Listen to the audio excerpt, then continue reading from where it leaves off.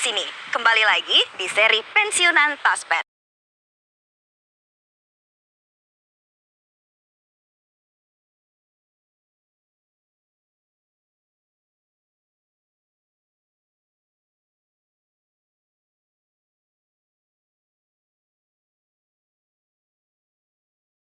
Kembali bersama kami di Prime Market Highlights. Pemirsa, Kementerian Keuangan mengusulkan tambahan anggaran untuk tahun anggaran 2026 menjadi 52,02 triliun rupiah. Ya, Suhasil menyebut tambahan anggaran ini untuk memenuhi kebutuhan strategis untuk melaksanakan tugas dan fungsi selaku pengelola fiskal. Kementerian Keuangan mengusulkan tambahan anggaran untuk tahun anggaran 2026 menjadi 52,02 triliun rupiah.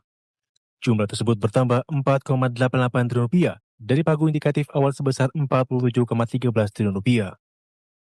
Dalam rapat kerja dengan Komisi 11 DPR RI, Wakil Menteri Keuangan Suhasil Nazara mengatakan, jumlah tersebut sudah termasuk untuk 7 badan layanan umum.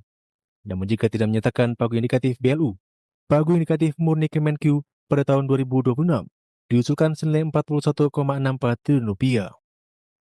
Suhasil menyebut tambahan anggaran ini untuk memenuhi kebutuhan strategis, yakni dukungan pencapaian target penerimaan negara 1,20 triliun rupiah, layanan mandatori dan prioritas 1,74 triliun rupiah, belanja TIK yang belum terdanai 1,90 triliun rupiah, dan kebutuhan dasar unit eselon 1 baru 41,32 miliar rupiah. Mohon perkenan pimpinan dan anggota Komisi 11 DPR. Itu sesuatu yang pantas kita apresiasi juga, karena bagaimanapun para ASN ini ya berjuangnya luar biasa, ya memberikan pelayanan kepada masyarakat, dan pantas kita apresiasi sesuai dengan kemampuan keuangan negara kita tentu saja. Lebih lanjut, anggota Komisi 11 DPR RI Hidayatullah menyebut, seiring meningkatnya inflasi dan kebutuhan pokok, ASN dinilai pantas mendapatkan kenaikan gaji pokok. Kenaikan gaji ASN yang merupakan abdi negara ini disebut penting untuk mencukupi kebutuhan serta meningkatkan kesejahteraan para ASN.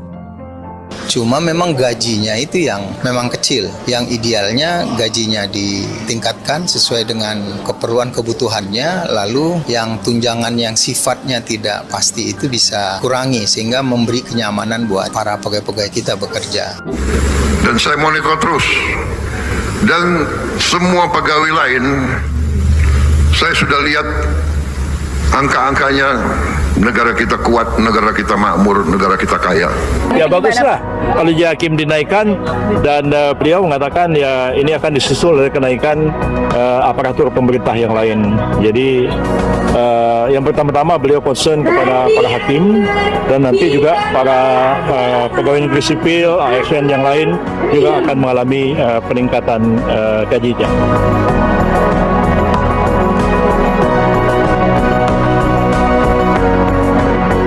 Usai pengumuman kenaikan gaji para hakim Indonesia mencapai 280% oleh Presiden Prabowo Subianto, Menteri Koordinator Bidang Hukum Hak Asasi Manusia, Imigrasi dan Pemasyarakatan, Yusril Iza Mahendra menegaskan, kenaikan tersebut tidak hanya terjadi di lembaga kehakiman saja.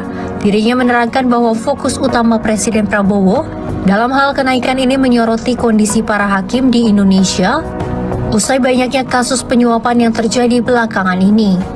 Sebelumnya, Presiden Prabowo menaikkan gaji para hakim hingga 280% tersebut terurai dari golongan hakim baru dan golongan terbawah. Mantan Menteri Kelautan dan Perikanan atau KKP sekaligus pengusaha Indonesia Susi Pujiastuti berharap Presiden RI Prabowo Subianto menaikkan gaji pegawai negeri sipil atau PNS hingga 200%. Menurut Susi, hal itu sebagai salah satu cara agar korupsi di Indonesia bisa. Komentar Susi ini disampaikan usai Prabowo Subianto mengumumkan kenaikan gaji 280% untuk hakim di Indonesia. Susi pun sepakat dengan keputusan tersebut, bahkan menurut Susi, gaji polisi, TNI, dan aparatur sipil negara atau ASN juga harus naik 200%. Menurutnya hal itu bisa sebagai upaya membuat ASN bekerja secara profesional lantaran pendapatannya kompatibel dengan swasta.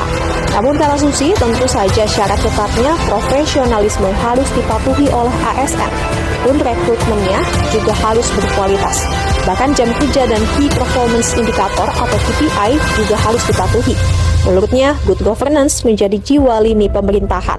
Nantinya setelah asesmen kualitas ASN ternyata tidak mencapai, maka pemerintah wajib mempensiun dinikan pegawai tersebut. Pun apabila ASN masih melakukan korupsi dan pungutan liar, maka hukum seberat-beratnya wajib diterapkan. Ya, rencana kenaikan gaji untuk tahun 2025 telah dikonfirmasi oleh Menteri Koordinator Bidang Perekonomian Erlangga Hartarto. Menurut Erlangga, kenaikan gaji ASN akan disesuaikan dengan kondisi ekonomi yang ada. Pemerintah berfokus pada efektivitas dan efisiensi birokrasi serta adaptasi pola kerja baru dengan memanfaatkan teknologi informasi dan komunikasi untuk meningkatkan produktivitas. Tak hanya itu, dalam kerangka ekonomi makro dan pokok-pokok kebijakan fiskal 2025, pemerintah juga menegaskan komitmennya untuk meningkatkan kualitas belanja pegawai. Hal ini dilakukan dengan menjaga daya beli dan konsumsi aparatur negara melalui berbagai insentif seperti pemberian THR dan gaji, pensiun ke-13, serta penyesuaian gaji ASN. Belanja pegawai pemerintah terus meningkat dari tahun ke tahun mencerminkan komitmen untuk meningkatkan kesejahteraan ASN dan pada tahun anggaran 2024 saja alokasi belanja pegawai mencapai 484,4 triliun rupiah, meningkat 2,1% dari produk domestik bruto, menjadikannya salah satu komponen belanja pemerintah pusat yang tertinggi. Dokumen KEM PPKF juga menyoroti peningkatan signifikan dalam belanja honorarium, lembur, dan tunjangan khusus sejalan dengan upaya reformasi birokrasi yang terus dilakukan oleh pemerintah. Saya pribadi menyuarakan untuk kenaikan gaji daripada ASN ini. Saya sudah 6 bulan yang lewat menyuarakan agar pemerintah perlu melakukan peninjauan terhadap gaji para ASN. Sudah menyampaikan dalam nota APBN beliau bahwa di mana beliau mengatakan gaji ASN itu akan dinaikkan baik TNI dan Polri. Kemudian juga dikatakan yang pensiunan, coba telaah ketika Pak SBY menjadi presiden, ada sekitar kalau tidak salah 6 kali kenaikan yang dilakukan.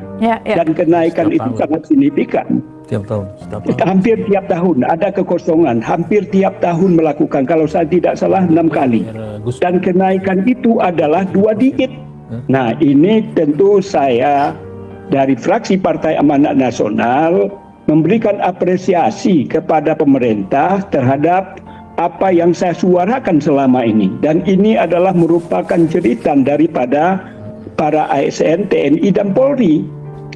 Dan jangan lihat TNI Polri di Jakarta, coba lihat di Papua, coba lihat di Sumatera dan lain sebagainya.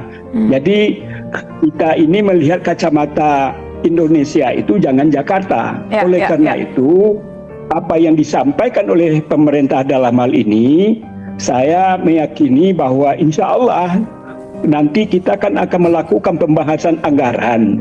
Dan itu tentu akan dibicarakan lebih mendalam lagi, walaupun pada hari ini ada dinamika di DPR tentang mempertanyakan kenaikan. Kenapa dilakukan kenaikan? Pertama adalah terjadinya inflasi. Dari sekian tahun, berapa akumulasi kenaikan itu? Kemudian daya beli masyarakat, terutama para ASN, TNI, dan Polri itu. Inflasinya, di samping inflasi adalah kenaikan harga barang. Daya beli ASN ini tentu tergerus atau berkurang. Inilah menurut hemat saya, kenapa saya menyuarakan dan disambut oleh Bapak Presiden pada nota penjelasannya di dalam APBN ini. Menurut hemat saya ini sangat rasional dibandingkan dengan masa-masa yang lalu yang kenaikannya 2 digit. DPR RI meminta kenaikan ini dapat meningkatkan produktivitas dan memperbaiki kualitas pelayanan publik. Anggota Badan Anggaran DPR RI Dev Akbar Syahfikarno menilai usulan Presiden dalam pidato penyampaian telah diperhitungkan dengan baik oleh pemerintah dengan memperhatikan tingkat inflasi dan kemampuan anggaran negara atau APBN. Untuk itu, ASN diminta menyikapi kenaikan ini dengan terus memberikan